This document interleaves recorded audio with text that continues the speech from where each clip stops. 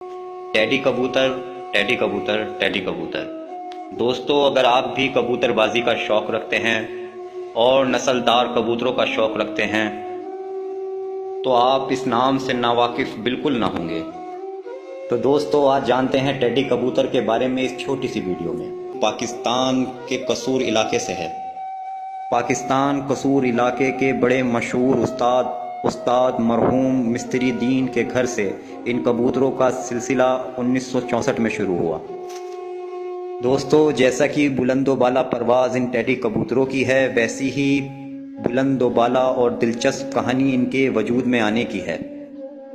تو دوستو، ٹیڈی کبوتروں کی کہانی کا آغاز ہوتا ہے ایک بڑے ہی دلچسپ مقابلے سے کہ جہاں مشہور استاد مرحوم مستری دین اپنے ہی علاقے کے ایک اور مشہور استاد کریم بخش سے لگاتار 3 بازیاں ہار چکے تھے۔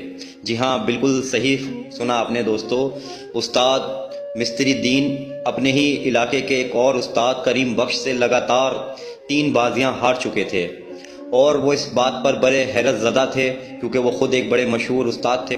ایک سے ایک نسلدار کبوتر ان کے پاس ہونے کے باوجود لگاتار 3 بازیاں ہارنا ان کے لیے کسی شرمناک حادثے سے کم نہ تھا۔ بہرحال سچائی یہی تھی کہ استاد محمد دین کریم بخش استاد سے 3 لگاتار بازیاں ہار چکے تھے۔ استاد مستری دین بڑے بے چین تھے اور اس بات کا ہر قیمت پر پتہ لگانا چاہتے تھے کہ آخرکار وہ کون سا کبوتر ہے جو انہیں لگاتار 3 بار شکست دے چکا ہے۔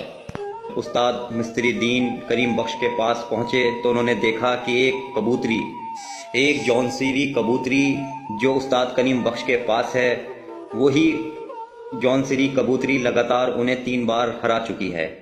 جہاں استاد مستری دین کے تمام کبوتر دوپہر 1 یا 2 بجے چھت پر اتر جاتے تھے تھک ہار کر، وہیں وہ چھوٹی سی جونسیری کبوتری 4 5 بجے پوری دوپہر اڑنے کے بعد چھت پر اترتی تھی۔ یہ دیکھ کر استاد مستری دین بڑے حیرت زدہ ہوئے اور اس کبوتری کی قابلیت اور اس کی صلاحیت اور اس کی نسل پر وہ حیرت زدہ ہوئے کہ کتنی ہی قابل یہ کبوتری ہے جس نے میرے تمام نسلدار کبوتروں کو پچھاڑ رکھا ہے۔ بہرحال وقت گزرتا رہا اور خدا کا کرنا دیکھیے کہ جس جونسری کبوتری کو استاد کریم بخش کسی بھی قیمت پر کسی اور کو دینے کے لیے راضی نہ تھے، وہ جونسری کبوتری ایک دن اچانک اڑتے اڑتے ایک کھیت میں آ کر گر گئی، جہاں پر استاد مستری دین کے چھوٹے بھائی رشید شیدہ ٹیڈی گزر رہے تھے۔ ان کی نظر اس جونسری کبوتری پر پڑی اور وہ کبوتری کو اپنے ساتھ اپنے بڑے بھائی استاد مستری دین کے پاس لے کر آ گئے۔ جیسے ہی استاد مستری دین نے اس جونسری کبوتری کو دیکھا، وہ فوراً اس جونسری کبوتری کو پہچان گئے اور ان کی ہار کی یادیں ایک بار پھر سے تازہ ہو گئیں۔ بہرحال استاد مستری دین نے اس جونسری کبوتری کو اپنے پاس رکھنے کا فیصلہ کر لیا۔ استاد مستری دین کے چھوٹے بھائی رشید شیدہ ٹیڈی، جو قد کاٹی میں چھوٹے تھے، اس لیے لوگ انہیں ٹیڈی کہہ کر پکارتے تھے، اور وہ خود بھی کبوتر بازی کا شوق رکھتے تھے۔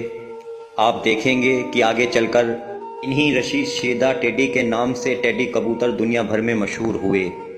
استاد مستری دین جو ایک بڑے دانشور انسان تھے اور کبوتر بازی کے تمام داؤں پیچوں سے بخوبی واقف ہوا کرتے تھے، انہوں نے اس جونسری کبوتری کو لے کر کام کرنا شروع کر دیا۔ استاد مستری دین کے پاس ایک سے ایک نایاب دنیا جہان سے آئے ہوئے نسلدار کبوتر ہوا کرتے تھے۔